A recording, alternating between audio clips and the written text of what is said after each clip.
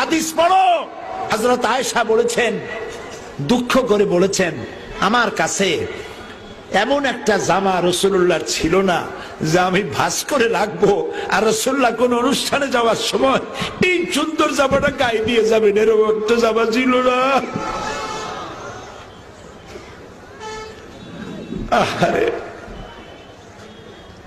রাসূল president Bahrain থেকে, কাতার থেকে লাইনের পর লাইন উট বোঝাই হইয়া টাকা পয়সা খাদ্য সম্পদ এসে রসুলের মসজিদের সামনে স্তূপ হয়ে আছে।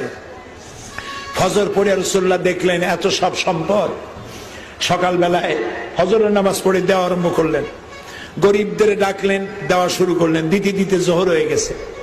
জোহর পড়ে আবার বসলেন, আবার দিলেন টাকা পয়সা, তারপরে খাদ্যাদি সমানে দিতে থাকলেন। দিতে দিতে আসর হয়ে গেল। আসরের সময় রাসূল যখন উঠলেন, যাই কাপড় চোপড় ঝাড়া দিলেন, জায়নামাজটা ঝাড়া দিলেন, মনে হলো কিছু ময়লা টয়লা রাখছিল, ঝেড়ে ফেলে দিলেন।